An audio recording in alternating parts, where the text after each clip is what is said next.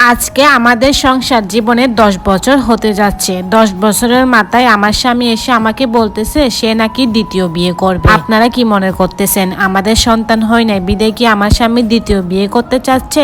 মোটেও না। আমার স্বামী যখন আমাকে বলতেছে সে দ্বিতীয় বিয়ে করবে, আমি তখন তাকে বললাম, কেন তুমি দ্বিতীয় বিয়ে করবা? তুমি কি পেয়ে আমাকে খুশি না? তাহলে দ্বিতীয় বিয়ে করার কারণ? সে আমাকে বলতেছে আমি দ্বিতীয় বিয়ে অবশ্যই করতে পারবো, ইসলামের জায়েজ আছে একটা ছেলে 4টা বিয়ে করতে পারে। কারণ সে আমাকে আরো কথা বলতেছে যে আমার তো এখন অনেক টাকা বেতন, আমি কিন্তু তোমাকেও চালাতে পারবো, আমার দ্বিতীয় স্ত্রীকেও চালাতে পারবো। আমি যে অফিসে চাকরি করি ওই অফিসের একটা কলিগকে না আমার অনেক বেশি ভালো লেগেছে, তো আমি চাই তাকে বিয়ে করে এই সংসারে নিয়ে আসতে। তারপর তার মুখে এসব কথা শুনে না আমার ভিতরে একদম চুরমার করে যাচ্ছে। আমি কার জন্য কি করেছিলাম? আমি যখন আমার স্বামীকে বিয়ে করেছিলাম না তখন কিন্তু আমার স্বামী কিছুই ছিল না, এক কথায় বলতে গেলে তখন তার বেতন ছিল মোট 15,000 টাকা। আমরা কিন্তু দুইজনে রিলেশন করে বিয়ে করেছিলাম, তো তার এত টাকা বেতন কম দেখে আমার বাবা কখনো তাকে বিয়ে দিতে চায় নাই। আমি আমার বাবাকে বলেছিলাম যে আমি ওকে বিয়ে করব, ওকে ছাড়া আর কাউকে বিয়ে করব না, বিয়ে করতে যদি হয় আমি ওকে করব। তো এক কথায় বলতে গেলে কিন্তু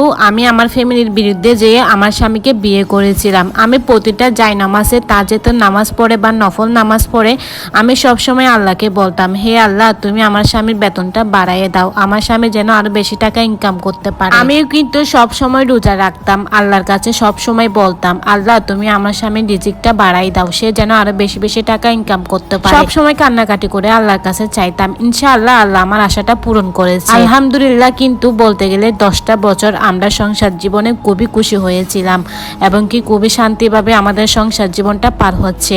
আমার কিন্তু একটা মেয়ে একটা ছেলে সন্তান আছে বর্তমানে, কিন্তু আমি 2টা বাচ্চার মা। তো যাই হোক, তারপর আমি আমার শাশুড়ি মায়ের কাছে গেলাম, শাশুড়ি মাকে বললাম যে দেখেন মা আপনার ছেলে নাকি দ্বিতীয় বিয়ে করবে। তখন আমার শাশুড়ি বলতেছে সে যদি চালাতে পারে তাহলে দ্বিতীয় বিয়ে করে সমস্যা কি, তুমিও থাকবা ও থাকবে। আমি কিন্তু রীতিমতো আমার শাশুড়ির মুখে এই কথা শুনে একদম অবাক হয়ে গেছি। উনি ওনার ছেলেকে শাসন না করে আরো ওনার ছেলেকে সাপোর্ট করতেছে। কারণ কেন সাপোর্ট করতেছে জানেন? কারণ আমার শাশুড়ির বাকি সন্তান যেগুলো আছে ওরা না আমার শাশুড়িকে দেখাশোনা করে না, আমার শাশুড়ির দেখাশোনা সবকিছু কিন্তু আমার স্বামী করে।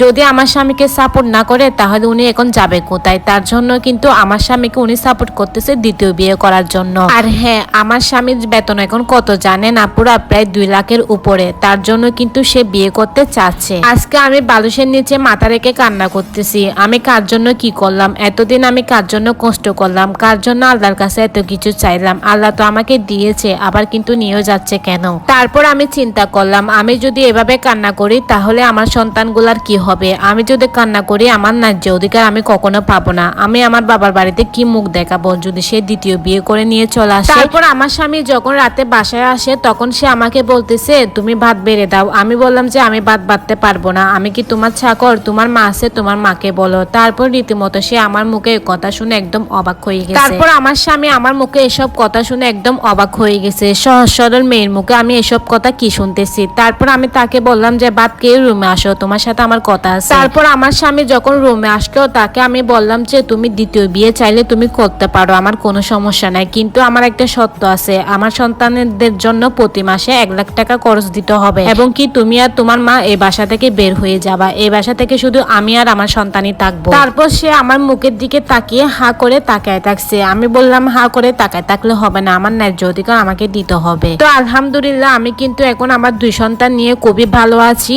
আমার স্বামীও কিন্তু দ্বিতীয় বিয়ে করে সে অন্য একটা সংসার পাতাইছে। তো যাই হোক, আমার মতো যে আপুদের স্বামী এমন করতেছে তাদেরকে বলতেছি কখনো বালুসের নিচে মুখ বুজিয়ে কান্না না করে এভাবে আপনার অধিকার আপনি চিরিয়ে নিবেন, তাহলে কিন্তু জীবনে অনেক বেশি ভালো থাকতে পারবেন। কান্না করলে জীবনে কিছুই পাবেন না, আপনার অধিকার আপনাকে ছিনিয়ে নিতে হবে, বুঝছেন? তো এতক্ষণ যে গল্পটা শুনছেন এই গল্পটা ছিল একটা আপুর জীবনের কাহিনী।